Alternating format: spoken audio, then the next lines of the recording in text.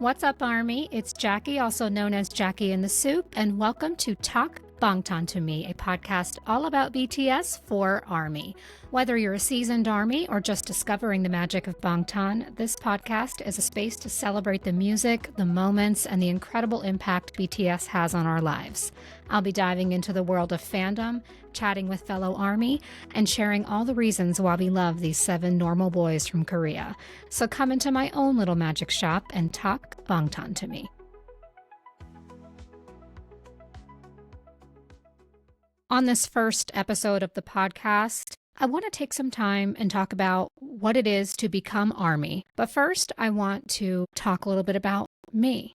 Now, a lot of you who are here know me because of my Instagram account and the community that was built over there, which I'm so incredibly proud of. But for those of you who are new here and don't know me, I'm Jackie, and I'm just your average mom of 2 boys living in the United States. I have a full-time job, and I was just living a very normal adult life before I met BTS. When BTS came into my life, I was going through a big transition. I had just gone through a divorce. I was starting my life completely over. I was raising my kids by myself. I had started a new position at my job, and I was on this road of finding myself again. Because as I'm sure some of you know, when you are raising young children and when you are in a relationship that you realize is not the right one, you lose yourself in that and you lose a lot of your identity. So I was on this path of trying to find my joy and trying to find who Jackie was again. And my son found BTS. He brought them to me and said, I like these guys. And he was in love with them. So really my journey into finding BTS was through supporting his love of them. I'm not going to go into the whole how I fell down the rabbit hole because it was a lot like most of us. I just needed to know their names, right? But I needed to know their names for the sake of my son.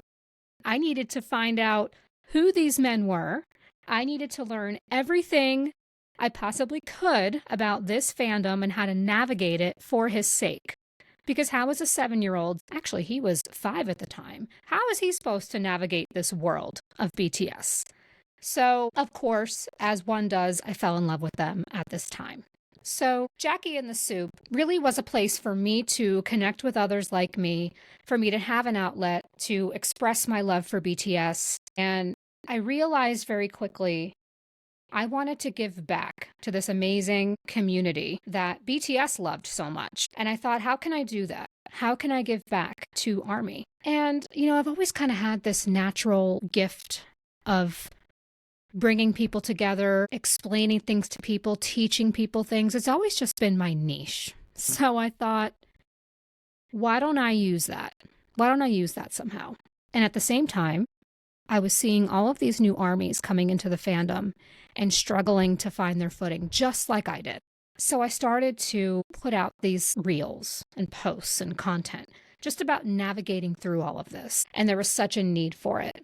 And that is how my account kind of grew to what it is today. Probably the best thing that came out of all that was the community that formed. And I don't even take responsibility for that. I put the content out there, but it really was the people and the armies that found me that started to build a community together, that started to meet up and see each other at events and connect in my comment sections and create group chats and all of those things. And it's become something really beautiful. And I'm really, really proud of that. So now, as we enter this year of 2025, I'm excited to expand into this space, the podcasting space, where I can have more conversations with armies and further help people navigate through this fandom. I am definitely not a BTS historian by any means. There's a lot I'm still learning every day. There's still content I have not seen. I've only been in this fandom since 2020. So this is not going to be a podcast that's going to be a history lesson every time. But I hope I can teach you something you didn't know before. And I hope that this can just be another safe space for you to be when you're driving in your car, going on a walk, or just need to put some headphones on and escape. That's kind of my goal for this. So let's take a moment and talk about what it means to become an army. What happens to us when we become army? Because it is a major moment in our lives, right?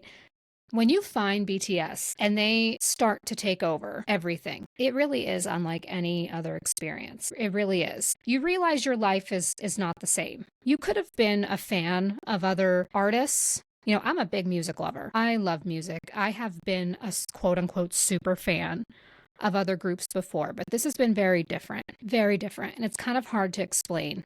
It becomes an entire lifestyle. It's wild and it's very overwhelming because you feel this love that you haven't felt and you're just bursting and you don't know where to begin. You want to express it everywhere. You want to take in everything that you can. And it's like, what do I do? Where do I start? How do I become ARMY? What does that even mean? What do I do? So how do you become an ARMY? Well, to me, it's a personal choice. There is no official way to become an ARMY. You're never an official ARMY or a true ARMY or all of those things that people say sometimes. I think when you become an ARMY, it's when you just know. You just know that they are a forever thing for you. This is part of your life that is not going to change, and BTS is forever. Now, you can be a baby ARMY. That's an affectionate term we use, and I think a lot of my following consider themselves baby ARMYs because they're new, and we'll get into that in a little bit. But nonetheless, you're still ARMY. So you come into the fandom, you feel like there is content coming at you from everywhere. You see TV shows, game shows, music videos. It's just like unbelievable. It blew my mind because I never saw anything like it in my life. Fans of other groups, you're used to like music videos, touring, maybe some interviews here and there when they have something coming out. This whole content every couple of hours, every day thing, I was like, how do I even keep up with this lifestyle? This is crazy, let alone it being all in a different time zone on the other side of the world. So I feel like you really have to hone in on what you're going to focus on when you're getting to know BTS. What do you need to focus on to get to know them the best? And my advice is always the music. That is what's most important. I know that we're so drawn to their infectious personalities and their visuals and their dancing and all of that. And we just want to get lost in all of that. But at the end of the day, the music is what's most important. It's certainly what means the most to them. It is what drives them. And that is really what's going to determine if you are a baby ARMY or not, in my opinion, is your knowledge of the discography. So starting from the beginning and going all the way through their releases and watching the accompanying music videos, getting to understand the different eras of their career, and then going back and listening to some of the solo albums and maybe some of the pre-release stuff, because there's some of that too. Like there's just so much music, and it's good to get to know that. Also, the variety shows. The variety shows is the other best way to get to know them. So aside from the music, what we love about BTS is their personalities and how much of themselves they show us through their content. I mean, we get to see their silly competitive sides in Run BTS. And then we get to see how they take care of each other. And we get to see their domestic sides in the soup and how they relax and how they unwind and all of those things. So that really helps you get to understand who they are as individuals and just that amazing dynamic they have as a group. So those are also important to watch in your journey. And then the last thing, which is kind of like the not fun part of this fandom, but it's absolutely necessary, and that is Weverse. Understanding Weverse, because that is going to be your best friend and worst enemy. Weverse, I was like, what is this app? Like, is this even legit? What is this? I never heard of it. The fact that that is where you have to get all your information about BTS, and it's not the most user-friendly app in the world. I'm just going to say it. I don't think it's very user-friendly, and I don't think the publications are very easy to follow, especially for such a global audience that BTS has. I think it's a little complicated sometimes. A lot of ARMYs I noticed when they come into the fandom, they don't even understand what Weverse is. They don't have it. They don't know about it being the place the guys go live and all of that. So understanding Weverse and getting acquainted with it and knowing that you're just going to have to get comfortable because that's really our only source of official information. So when do you feel like you're no longer a baby army? That's the golden question, right? When are you no longer a baby? You are up to your eyeballs in content. You're listening to their music. You're scrolling on Instagram. You're looking at reels and thirst traps and edits and everything. You feel like you have a bias. When are you no longer a baby army? And honestly, I think this is also a personal choice. I think you are no longer a baby army when you just feel comfortable in the fandom. When you are no longer just riddled with questions all the time and you start to notice that the little isms and the little inside jokes and the lachimolalas and all the little things that people reference, you're starting to know those and you're not having to ask questions. You're no longer a baby army. You're just army. And how long that takes, it's different for everybody. If you're like me, I dove in so deep. The second I decided BTS was it for me, I took in so much content. It's actually scary. I tend to hyperfixate on things. I can't just be chill. I can't just be casual about anything. I become so obsessed. It's bad. So I took in so much, and I feel like I kind of graduated out of that baby army status quickly. But like I said, I'm still learning every day. So I think that's for you to decide. And I don't think it's for anyone to tell you that you're a baby army or look down on you for being a baby army. But before you say that you are no longer a baby army, at least do yourself the service of knowing the music and feeling confident in the music. Because I think BTS would want that. I think they would want you to know their music well. Now, when you're in the fandom, those first few months or even that first year of being an army is just complete bliss. It's like overwhelm, but it's bliss too. Everything is just wonderful. Everything is sunshine and roses. You fell in love with these men and you're falling more and more in love every day. But then you come in contact with some armies that want to put you in your place. And if it hasn't happened yet, it probably will at some point. And you start to realize that there are some rules, or maybe people are trying to tell you about these rules that you didn't know about. And you're thinking, are there rules of being an army? What are the rules of being an army? And here's the thing. There are official rules, I guess you can say, that Big Hit and Hybe have put out. And it's a lot around the guy's privacy. Like, don't go to filming locations, don't stalk them, don't sell their information, like those kind of big ticket things, right? But the fandom itself kind of started creating these unspoken rules. And I'm just here to tell you that you don't have to follow any rules unless you want to. As long as you are loving BTS and you are showing up for all 7 members of BTS and you're being a good person in this fandom, you can enjoy them however you want to. But the rules tend to revolve around people telling you how you should support BTS. And usually that's in the form of streaming their music, voting, taking part in online voting for awards and things, and just buying. And the buying is a lot of pressure that comes from just the K-pop machine itself and comes from the company just wanting you to purchase and purchase. So that's not as much army generated. That's kind of something else. But the streaming and the voting is a big one that you will see. And I want to talk about streaming a bit because I am not anti-streaming in the slightest. I don't consider myself a streamer. I'm not about that. I don't do that. But I have respect for people that do. And I kind of want to talk a bit about the history of that a little bit. Streaming gained a lot of popularity when Psy's Gangnam Style was out. When that released, that broke all kinds of streaming records.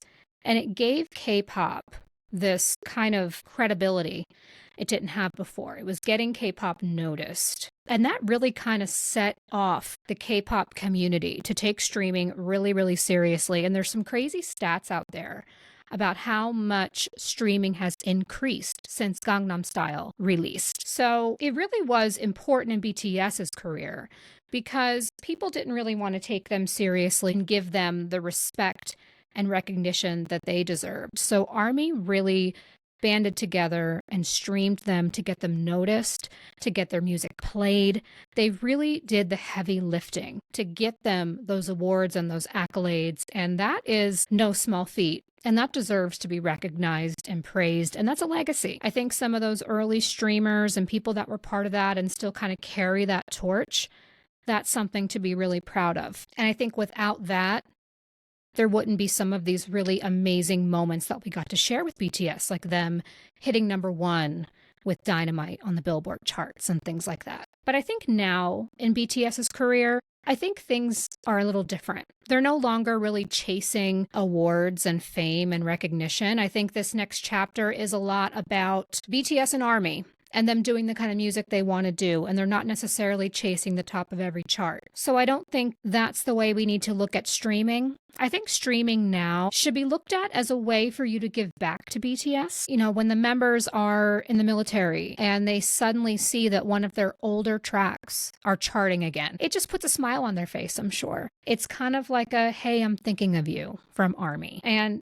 that's why it's kind of nice. But unfortunately, there are still armies out there that are going to shame you if you're not streaming in this really militant manner. And that's kind of what I don't agree with. If you think that streaming is a way that you want to contribute and give back to BTS, there's so many resources out there and communities of people that have really great guides on how to stream properly. There's like really strategic ways to do it that I am not well informed about. I'm not your girl to talk to you about that. But if that's not your thing, that's fine. Just listen to BTS exactly the way you want to. Stream them in the manner that you want to. So streaming is not an official rule that you have to follow. That's a personal choice. Same thing with voting. Voting is the same thing. I think originally it was so BTS could get visibility and recognition, but now at this point in their career, it's kind of like that little just message you want to send them. For those armies that can't go to concerts or don't have the funds to buy albums or support them financially and in other ways, streaming and voting is a way to give back. So those that choose to do that, more power to them. Now the constant consuming and buying, that is something that you really need to get a handle on early when you come in to the fandom, because there's going to be a lot of opportunities to spend money. Everywhere you look, you're going to be able to spend money. They're always putting out merchandise or live streams or movie theater tickets. It just goes on and on and on and on and on. And you don't have to have all of that. You do not have to have all of that. Some people dive in and get into merch collecting. If that's your thing, great. But again, that is not a requirement of you to own a single thing. And I would hope that there aren't armies making you think you need to. I've never encountered that personally, but I know that you get FOMO when you see people collecting with their beautiful shelves. It makes you want to have all that. But at the end of the day, BTS does not care if you have all that. They do not care if you have a shelf full of all of their collectibles. They don't care. They just want you to enjoy their music. However, you want to enjoy it. So what happens when you don't follow these rules? Like I said, you come in contact with these armies that want to police you. And that's why I call them army police. They kind of come at you and tell you what you should and shouldn't do. That is a thing in the fandom. It's a common thing. Not everywhere. And you're lucky if you've never encountered it. But there are armies that will come in and make you feel like you are not an army if you don't do X, Y, and Z. It's out there. It exists. And my suggestion is just find the right people. You just got to find your people. This fandom is so large and there's so many different groups of armies, different age ranges, different lifestyles. You can find your people that get you and that aren't going to judge you and aren't going to bully you and take you down. But there are armies out there that kind of make it their mission to police other armies and try and bully them out of the fandom. And that's not okay. And you got to find those safe spaces where you can be an army however you want to be, as long as you're being respectful. And you know, I've had some trial and error. I've had some trial and error in this fandom. I have met a lot of armies. I've had friendships come and go. I've been bullied. I've gotten on the wrong side of the tracks, if you know what I mean. And I finally feel like I've found where I belong. I feel like my community of people are like-minded. I feel like I have a safe space all around me, and it's perfect. And my goal is to help people find that. Help people find that safe space where you can realize how amazing ARMY can be. Because you can come into this fandom and get into the wrong space and you can think ARMY is the worst, most toxic fandom in the world, because there are some spaces where it really is, where you can see that it's amazing, intelligent, funny people that will have your back and make this army life so worth living. So I hope you all find it. And if you haven't yet, come on over to my Instagram and join us. Oh, party, yeah. Okay, that was a lot of serious talk. And I was going to get a bit emotional there. Gosh, becoming Army has been such a huge part of my life. Like, I can't remember my life before I became Army. It's just who I am now. It's absolutely wild. And part of being an Army is being a crazy fangirl or boy. I swear. And it has been relentless these past couple months, okay? I'm just sitting here thinking off the top of my head all the things that have happened, kind of dialing back. First of all, November, December was violence. We had the J-Hope Sticky Challenge that he deleted.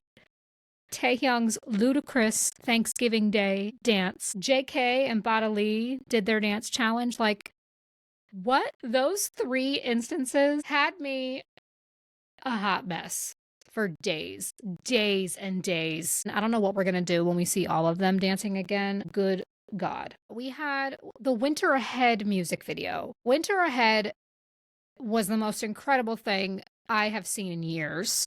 That was amazing. And then JK's live, which gave me a will to live, okay? That sustained me. When he said, if you see my face, it will give you strength. Yes, that's exactly what it did. Okay, his face gave me strength until June. And then the biggest surprise of all, which was the J-Hope tour, which I originally did not plan to talk about, but it just dropped 2 days from when I'm recording this. And I'm reeling from that.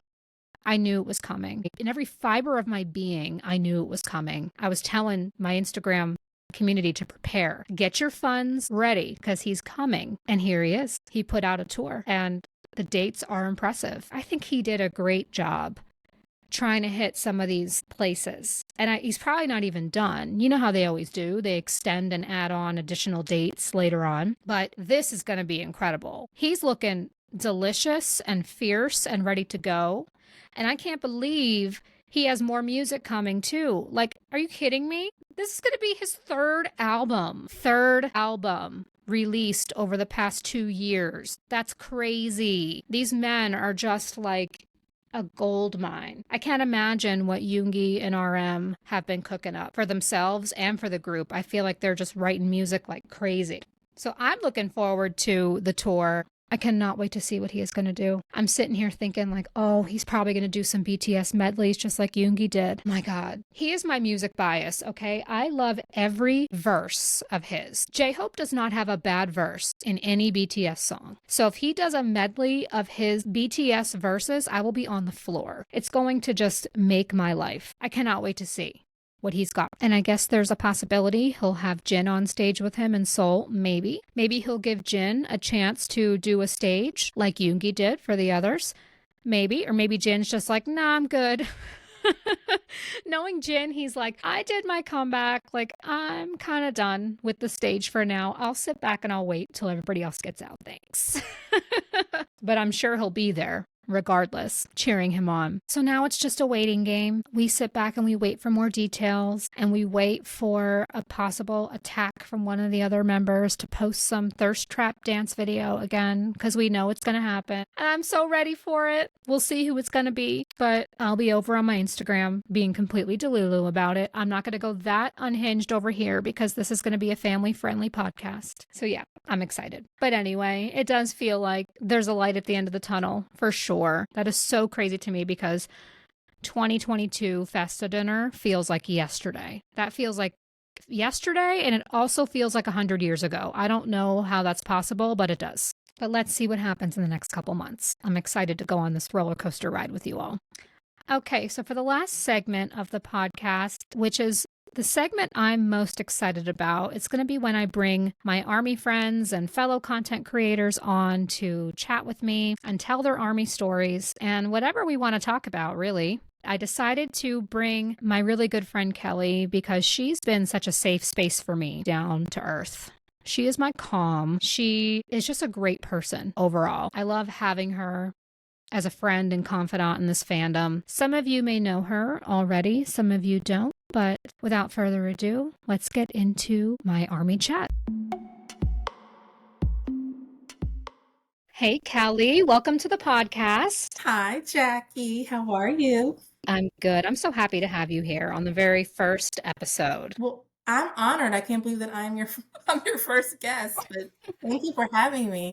Yeah, so Kelly is here. She's known as NoonaKelly on Instagram, and she is one of my very early Army friends. We've been friends for a couple of years now, and the algorithm brought us together. She was on her personal account, and we've been friends. She is the only person that's ever come to visit me here in the soup, and we went to see D-Day together, made some great memories. So I'm happy to have you here.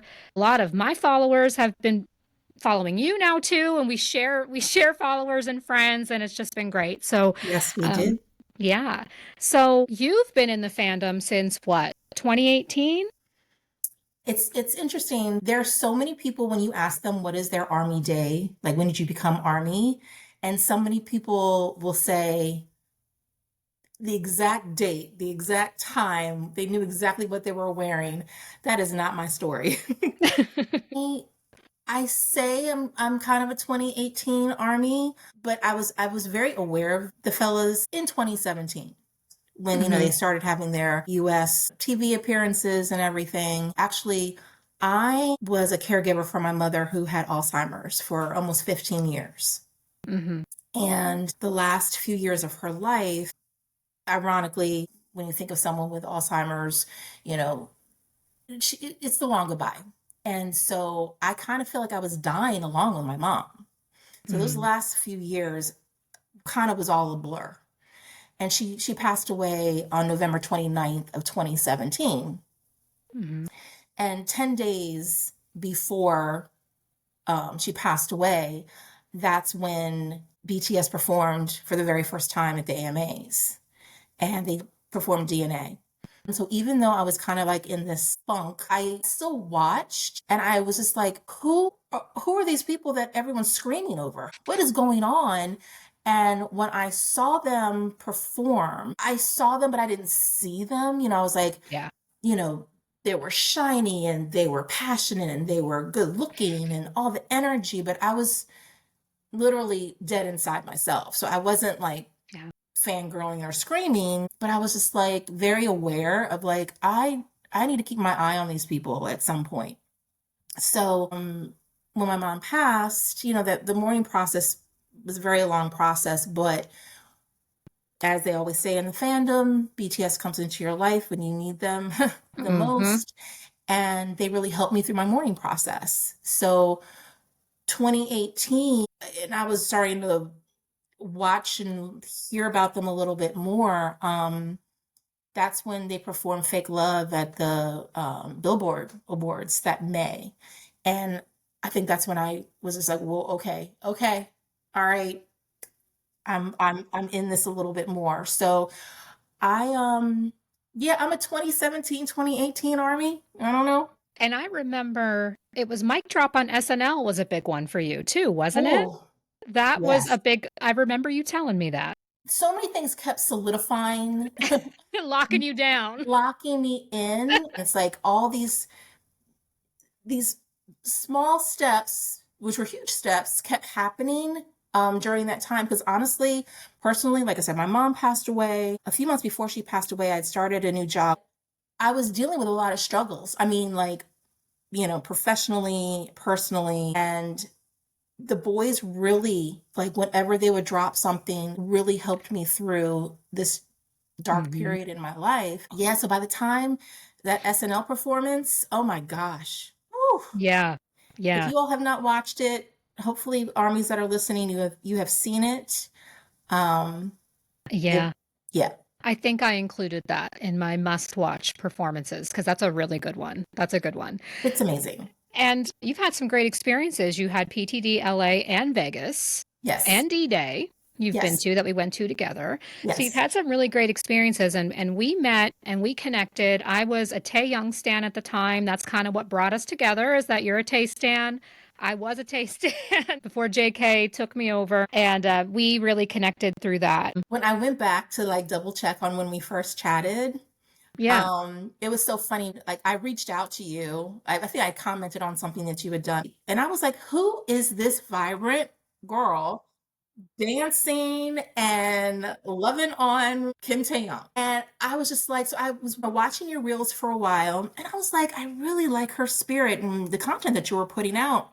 And I know I had commented on something and you had come back and responded. And then literally the first thing I think we talked about was just like Tay and his beret, because we love beret Tay. Love beret Tay. Yes. The white one, the yellow one. Yes. Any beret. Yes, exactly. So that's what cracked me up when I went back and I looked to see like kind of what really started us. It was Tay and a beret. Oh, that is so funny. And then you had asked me about like, so has Tay always been your bias? And I explained to you, you know, kind of what I just talked about with my mom and kind of how I feel like there are things about Tay that, you know, I'm connected with in regards to his mood swings and his personality and just his isms and him believing in angels and, you know, all the things. And then I asked you, I was just like, yeah, so what made Tay your bias? And you were so funny because, and I should have seen it then. You said something like, yeah, you know, I'm kind of going through a time with JK right now. He's relentless. Now that I look back on it, hindsight's 2020, girl. Since day one. It really was since day one. You know, I couldn't let go of Tay, though. I couldn't because God love him. He's just the best. He's the best. But I remember that exact conversation. I do. When you were telling me about the angels and all of that. I remember that specifically. And it feels like we've known each other forever. No, it really, because when I look back, I was like, wait a minute. It's only been 2 years. I know. We've been through so much, but that's how Armyhood is because we've just been through so much with these men. It's been so many peaks and valleys. So, which kind of brings me to my next question for you. In your Army journey, do you have any special moments that kind of stood out for you that were just some really memorable times in your BTS journey? Yeah, I mean, I have several. One of the most, honestly, the most memorable moment, and it could, you know, for some Army, this could come across as being controversial, but, you know, it's part of my journey. So during like the end of the pandemic, when the first flight that BTS made to the States was when they were going to speak at the UN. And I knew that they were coming to speak at the UN. If anyone was Army, they knew that the guys are getting off flight. They're coming to America. I used to live in New York, so I knew where I was going to, I knew how to get to JFK. I knew where to go, what to do. It's only a 4-hour drive. And I was just like, you know what? Life is short. Just go. Because literally at that time, we didn't know. We didn't know when they were going to announce their enlistment. And I drove on a whim to New York City and parked my car at JFK. I was like, who am I? Had my mask on, went into the airport, was kind of looking around. I was like, didn't really see a lot of people. Then I eventually started seeing a crowd of people. And my thing is, in the Army fandom, whether people think like you should go to the airport or don't go to the airport or whatever, I think it was one of those things where I was just like, I'm being safe. We know that they're coming. Mm-hmm. Let's just try it, And when I tell you, I know you talk about this in your lives a lot about, making it to barricade. This was my barricade moment. Mm-hmm. I was right there in the front at the stanchion. And when they came off of the plane, like they literally, like if I had reached my hand out, like they could have all like, hit my hand. To see them, I mean, and it was like the best, like 10 seconds of my life. I mean, I literally just got off the plane and they just kept walking, Yes. And they were they were cool. Everyone had a mask on. JK did bow. And I want to say in my direction, but not, it was my direction. He always acknowledges everybody when Yes. And it was one of those moments. I will never forget that. I'm very grateful and thankful that I went, but I do know during that time, I had attempted to start a YouTube channel. Actually, I dropped my first video. Wasn't September 1st of 2021. And then a couple weeks later, they flew to, JFK. So I was like, oh, this is content. Mm-hmm. I'll put it up. Yeah, I experienced some hate. The wrath. And because they were just like, you're an older army, you should know better, and you put them in danger and all these things, and they try to make me feel like I was a stalker and I was a sasaeng and all this stuff, and I was just like, Lord. But it got to me. I felt like, oh my gosh, did I really do something bad? It just takes that one person to make you feel like you're the worst person in the world. But I also know what my experience was like. And, I'd seen so much footage about people welcoming them and greeting them at the airports. So, yeah, and I want to give some context. We have had a lot of armies that have come into the fandom while they're enlisted, so they're not really aware of this. Airport appearances are a thing. The media is alerted when they are flying somewhere. It's announced, and BTS and other K-pop groups and actors and things, they make this announced walk, and there's fans there, and it's live streamed, and we as fans watch it. It is a known appearance. So I can see why you would think that is absolutely fine. And I personally think it is fine. As long as you are being respectful, you're not trying to grab them, you're not chasing them and running after them and following them to their hotel. And, no. You're just being a spectator. I think there's nothing wrong with it. But as I said in this episode earlier, Army police is a thing. It's something we all got to deal with. I'm sorry you experienced that. Yeah. But you know what? Honestly, I feel like I earned a stripe. We do learn like, oh, this is what's expected of us, or what are we doing, or what can we do, what can we not do? It can be very confusing. It is. So to be called out for quote unquote bad behavior, it's kind of like, okay. I mean, it was horrible when it happens, yeah, but you're just like, oh, I guess I'm official. I don't know. Yeah. I think if you have a run-in with another army and you get yelled at, it's definitely a notch in your belt. Something you get. But you know what? One thing I do want to know is, what are they like up close like that? Didn't you say that they are smaller than you thought? I don't know what I was expecting, Jackie. It's like, we know that they're Asian men, with smaller frames, even though, they work out, they got some muscles. Even this is, before the ludicrous video. But anyway, we knew that, that they're slim. But I think it just caught me off guard because I was like, my gosh, they really, for me, they were tiny. And they were so close to me. Like, they weren't towering over me. They didn't feel like this big, ominous presence coming towards me. I mean, and also because they also had their masks on. And I mean, I'm sorry, sweet Jimin, that mask like took over like his whole head. It's like, I know it was Jimin, but I was just like, it just, he's petite. They are. They are. They are petite. I'm glad you did that. I'm happy you got to experience that. I envy you for it, to see them less than 10 feet from you. Wow. So and if I had known you, I would have scooped you. Oh yeah. Scoop me up on the way. I'm going. I would have scooped you, and you would have, yeah. I would have lost my mind, and my bias would have been JK a lot sooner, I think. So I just want to wrap things up before we get into your song choice of the podcast. I want to hear about NoonaKelly. So when we first met, you were on your personal IG account. It was just your personal account where you kind of dipped into BTS a little bit. But I'm a big advocate for starting a fan account. I tell people to do this all the time. Start a BTS fan account because it's ultimate freedom and a place for you to just love BTS openly and freely. So you started NoonaKelly. You're making some content over there. You've been engaging. So let's hear about it. Yeah. So honestly, for my personal account, the very first time I did post anything about BTS to my regular day folk was actually that video of me going to JFK, right?